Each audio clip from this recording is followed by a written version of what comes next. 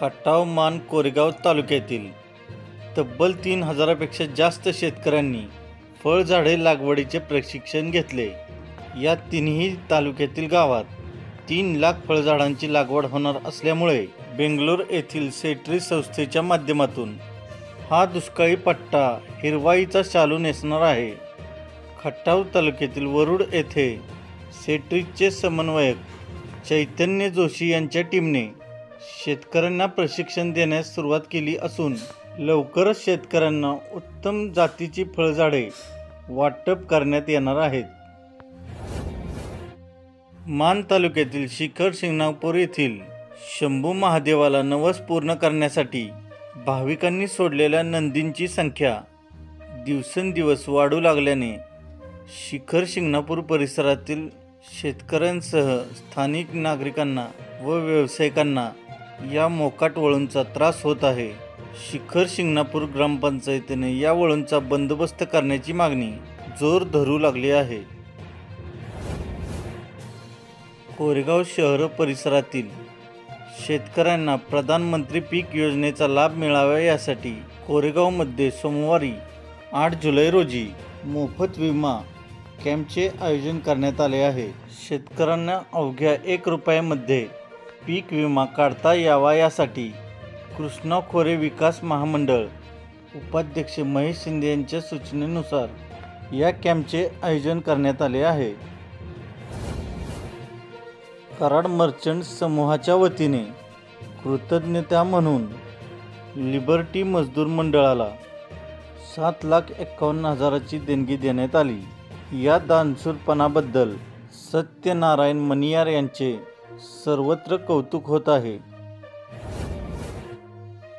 सातारा तालुक्यातील भरतगाव हद्दीतील महामार्ग रुंदीकरण कामाचे चुकीच्या पद्धतीने नियोजन करण्यात आले आहे. पर्यायी रस्ता चुकीचा काढल्याने अपघाताच्या संख्येत वाढ, वारंवार अपघात होत असल्याने ठेकेदारावर कारवाई करावी अशी मागणी ग्रामस्थांनी जिल्हाधिकारी यांच्याकडे निवेदनाद्वारे केली आहे. कराड तासोडे टोलनाक्यावर स्थानिक वाहनधारकांची लूट होत असून टोल वसुलीला प्रचंड विरोध होत असतानाही टोल प्रशासन स्थानिकांना सहकार्य करायला तयार नाही. यामुळे उमरज ग्रामपंचायत स्थानिक आज रविवार दिनांक 7 जुलै रोजी तासोडे टोलनाक्यावर प्रशासनाला जाब विचारण्यासाठी मोठ्या संख्येने उपस्थित राहणार. सातारा तालुक्यातील नांदगाव येथे जुन्या भांडणाच्या रागातून 2 गटात झाली हाणामारी. हाणामारी प्रकरणी परस्पराविरोधात तक्रारीवरून 28 जणांवर बोरगाव पोलीस ठाण्यात गुन्हा दाखल करण्यात आला आहे. फलटण एज्युकेशन सोसायटी संचलित श्रीमंत निर्मलादेवी विद्या मंदिर फलटण या शाळेतील राजवीर नितीन गोवेकर याने 238 गुण तर सार्थक संदीप ठोंबरे यांनी 234 गुण मिळवत महाराष्ट्र राज्य परीक्षा परिषद पुणे यांच्यामार्फत घेण्यात आलेल्या इयत्ता 5वी शिष्यवृत्ती परीक्षेत गुणवत्ता यादीत स्थान प्राप्त केले. मान तालुक्यातील एका शेतकऱ्याने सुमारे 5 एकर माळरानावर टॅमॅटोची बाग फुलवली. मे महिन्यामध्ये शेतकऱ्याने 5 एकर माळरानावर टॅमॅटोची लागण केली होती. सातारा जिल्ह्यातील कराड मान कोरेगाव जावली तालुक्यातील सर्व रेशन दुकानदारांचे गेल्या 3 दिवसापासून विविध मागण्यांसाठी सातारा जिल्हाधिकारी कार्यालयासमोर धरणे आंदोलन सुरू. भाजप आमदार जयकुमार गोरेंच्या कोविड उपचार घोटाळ्याची हायकोर्टाकडून गंभीर दखल. सातारा पोलीस अधीक्षक समीर शेख यांना हजर राहण्याचे हायकोर्टाचे आदेश. सातारा जिल्ह्यातील आरोग्य, शिक्षण, ग्रामविकास, ऊर्जा, रस्ते बांधणी अशा विविध कामांसाठी जिल्हा विकास आराखड्याच्या निधीपैकी 33% याप्रमाणे 191 कोटी रुपयाचा निधी राज्य शासनाकडून प्राप्त झाला आहे, अशी माहिती सातारा जिल्हाधिकारी जितेंद्र दोडी यांनी दिली.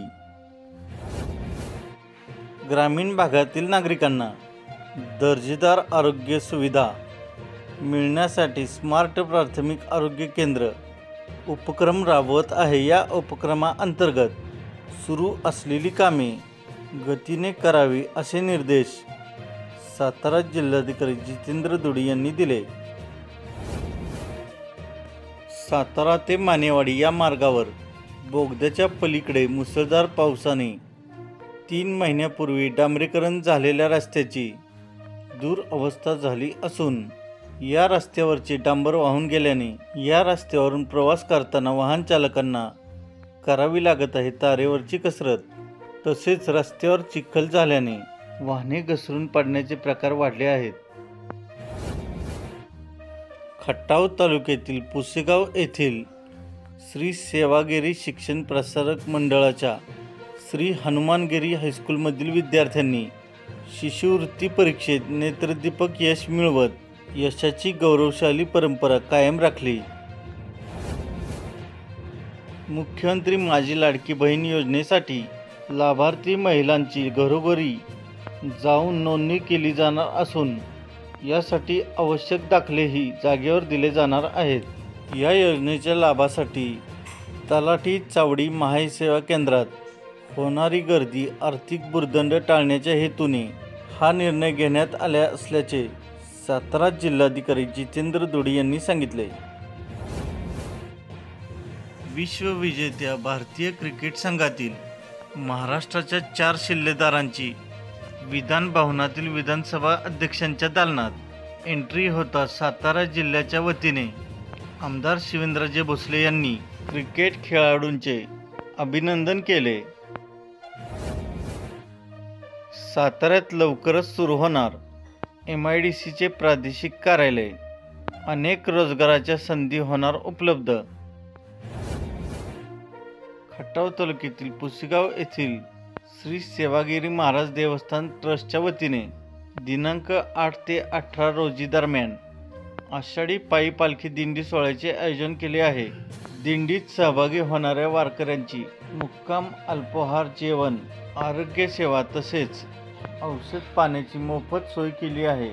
या दिंडीत पुसेगाव व पंचक्रोशीतील जास्तीत जास्त वारकऱ्यांनी सहभागी होण्याचे आवाहन करण्यात आले। मुख्यमंत्री लाडकी बहीण योजनेसाठी महिलांना 0 रुपयात बँक खाते उघडून देणार असल्याची माहिती सातारा जिल्हा सहकारी बँकेचे अध्यक्ष नितीन पाटील यांनी दिली। बँक खात्याअभावी महिलांचे नुकसान होऊ नये व खाते उघडताना त्यांना आर्थिक भुर्दंड पडू नये यासाठी सातारा जिल्हा मध्यवर्ती सहकारी बँकेच्या वतीने हा निर्णय घेतला असल्याची माहिती बँकेचे अध्यक्ष नितीन पाटील यांनी दिली। जागतिक कास पुष्प पठारावर पावसाळी पर्यटन झाले खुले, मात्र फुलाच्या क्षेत्रात फिरण्यास बंदी। सातारा जिल्ह्याच्या पश्चिम भागात पाऊस कायम असून मागील 24 तासात कोयना येथे 129 तर नवजा येथे 107 मिलीमीटर पावसाची नोंद। कोयना धरणात पाण्याची आवक वाढली असून सध्याचा पाणीसाठा झाला आहे 27.27 TMC। माऊलींच्या पादुका दत्त घाटावर निळा स्नान, पालखी सोहळा लोणंद मुक्कामी विसावला। वाई येथील जनता बँकेच्या अध्यक्षपदी बँकेचे संचालक बळीराम जगताप तर उपाध्यक्षपदी शेखर फरांदे यांची करण्यात आली बिनविरोध निवड। माऊलींच्या गजरात पालखी सोहळ्याचे सातारा जिल्ह्यात आगमन। पालकमंत्री शंभूराज देसाई यांनी केले पालखी सोहळ्याचे स्वागत। कास तलाव परिसरात पावसाचा जोर वाढल्याने कास तलाव ओसांडून वाहू लागला। सातारा शहराची पाण्याची समस्या वर्षभरासाठी संपली।